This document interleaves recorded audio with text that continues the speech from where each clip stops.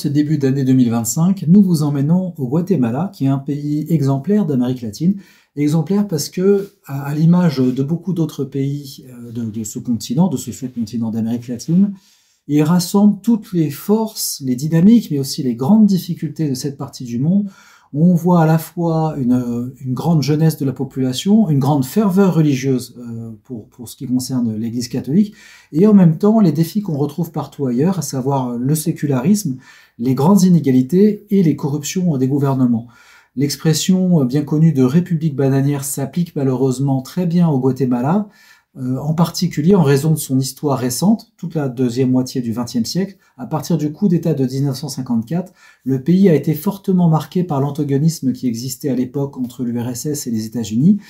Et de cette époque, il reste malheureusement des traces, et en particulier le souvenir de la terrible guerre civile qui a sévi dans ce pays, demeure très présente dans l'esprit des Guatémaltèques et participe au climat de violence sociale qui demeure. Il y a des régions entières du pays où il y a des bandes, qu'on appelle là-bas les maras, et où il y a des narcotrafiquants qui continuent à sévir. L'Église dans ce pays est à la fois très puissante, très importante, et en même temps rencontre de grandes difficultés. Elle n'est plus hégémonique comme elle a pu être par le passé, parce qu'elle subit la concurrence des églises évangéliques d'une part, et d'autre part elle est touchée, comme partout dans le monde, par le sécularisme qui est bien présent au Guatemala, contrairement à ce que les apparences pourraient laisser penser. Alors là, voilà pour les aspects négatifs. Pour les aspects positifs, c'est une église qui est très jeune. La majorité des prêtres a moins de 40 ans, et la population pratiquante est très jeune. On voit les églises qui sont pleines de jeunes gens. On voit en particulier des laïcs qui sont partie prenante de la vie de l'Église et qui organisent énormément de manifestations, qui organisent des associations chrétiennes. Donc on a un peuple catholique qui est tout à fait fervent et tout à fait pratiquant. Cette pratique s'observe en particulier lors des fêtes patronales, les fêtes paroissiales qui ont lieu régulièrement au Guatemala. Le peuple guatémalais est un peuple qui a beaucoup le sens de la fête, et tout est prétexte à faire la fête, et en particulier les fêtes religieuses qui sont très nombreuses et qui ponctuent la vie quotidienne des Guatémalais.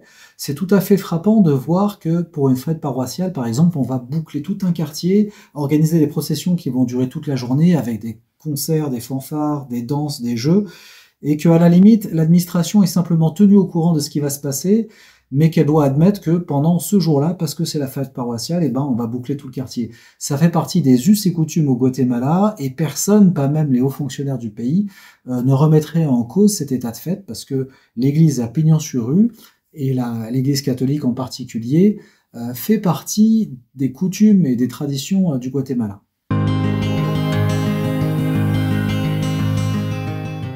Bien qu'elle ait pignon sur rue, l'Église catholique rencontre en ce moment de grandes difficultés. J'ai dit quelques mots du sécularisme, mais au fait, pour aller plus profondément, il frappe tout particulièrement l'Amérique latine, pas seulement le Guatemala, en raison de la rupture de la transmission de la foi dans les familles. Les familles sont très menacées en Amérique latine, il y a énormément de familles décomposées, énormément de familles où il n'y a pas de père. Et au Guatemala, cela frappe plus particulièrement les populations, et plus particulièrement les populations pauvres du Guatemala, parce qu'il y a le phénomène de l'émigration des hommes. Les jeunes hommes entre 20 et 40 ans sont excessivement nombreux à se rendre aux États-Unis de façon à travailler là-bas, rapporter de l'argent au pays. Et malheureusement, l'expérience prouve que ces hommes qui vont travailler loin aux États-Unis refont souvent leur vie, peuvent quitter l'épouse qu'ils ont laissée au pays, abandonner les enfants, et même quand ils restent fidèles à leur famille et qu'ils reviennent, c'est quelquefois 15 ans, 20 ans après qu'ils soient partis, et par conséquent, les enfants qu'ils ont eus au Guatemala ne les ont pas vus grandir, ils n'ont pas vu grandir ces enfants, pardon, ils n'ont pas pu jouer pleinement leur rôle de père.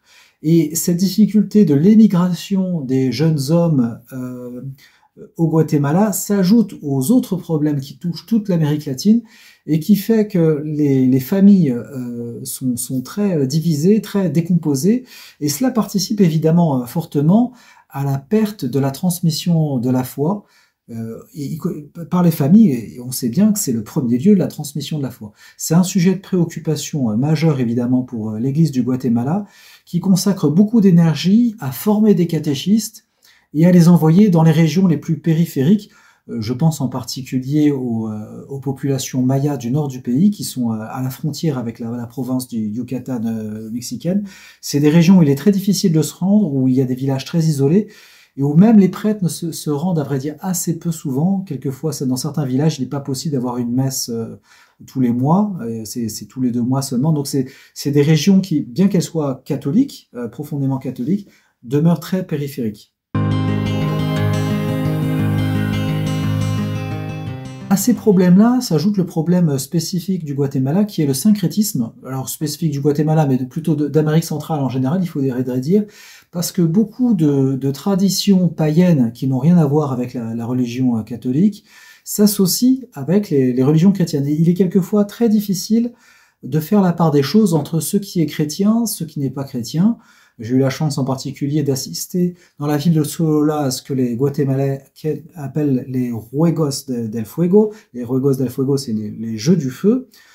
C'est des jeux qui sont organisés à l'occasion de la fête de l'Immaculée Conception de la Vierge Marie. Alors comme la Vierge Marie est immaculée, dans la logique locale, on va brûler tout ce qui est démoniaque, donc brûler le diable. Et pendant 3 jours, ils s'amusent à brûler des effigies du diable et à se déguiser eux-mêmes en diable, à se lancer des feux d'artifice les uns aux autres. Tout ça est très, très joyeux, très festif, mais on est évidemment assez éloigné de l'image de la piété, hein, simplement. D'ailleurs, les prêtres ne se mêlent pas à ce genre de réjouissance, ils les regardent de loin, d'un ton partagé, parce que évidemment, c'est des fêtes populaires religieuses, mais on est très loin des vertus évangéliques qui sont prônées d'habitude. Il y a d'autres fêtes qui sont beaucoup plus problématiques et qui, pour le coup, sont discutées au sein de l'Église catholique, et en particulier le culte du Machimum. Le Machimum, c'est une divinité qui est probablement issue des traditions mayas, et qui est représenté par un homme portant un masque de cuir à qui on donne de l'argent. Le problème que porte ce culte-là, c'est que il est quelquefois nommé comme un saint et quelquefois non, donc c'est pas clair. Et surtout, à cet homme-là, on peut demander des faveurs, mais on peut aussi demander des malédictions pour quelqu'un d'autre. Et ça, c'est évidemment absolument pas chrétien. Donc là, on voit bien que cette religiosité syncrétique peut quelquefois basculer dans un tour qui est pratiquement diabolique. Donc l'Église catholique est très attentive à ce genre de manifestation, et à faire la part des choses, à trouver la juste mesure entre une religion catholique qui est acculturée, ce qui est une bonne chose, et une religion catholique qui ne doit pas perdre le sens du message évangélique. À côté de ces questionnements et de ces problématiques de l'Église locale, évidemment, il y a énormément de très beaux témoignages que j'ai pu constater sur place de la foi de l'Église guatémaltèque et du travail social exceptionnel qu'elle accomplit. Je pense en particulier au travail qui est accompli dans la ciudad de Guatemala, dans Guatemala City, qui est la capitale. Il y a certains quartiers qui sont excessivement dangereux, encore à l'heure où nous parlons. En 2014, il pouvait y avoir des journées où il y avait 14 morts dans une seule journée. Lorsque je me suis rendu sur place, il y a eu un meurtre juste dans la rue où on dormait, donc c'est quelque chose à la limite de presque courant, comme les accidents automobiles dans d'autres pays. Et dans ce quartier excessivement dangereux de Guatemala City, l'Église catholique a mis en place un foyer pour étudiants qui permet aux étudiants qui sont issus de ce quartier d'avoir un cadre de vie suffisamment sécurisé, suffisamment tranquille pour pouvoir étudier.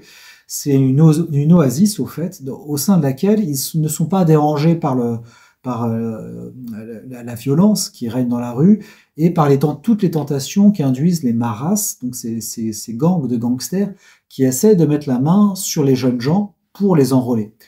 À l'occasion de cette visite, j'ai pu voir le très beau travail qui est accompli sur place pour justement ces étudiants.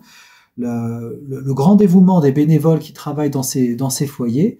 Donc je vous confie évidemment ces personnes dans vos prières, que nous prions ensemble pour l'avenir de l'Église du Guatemala.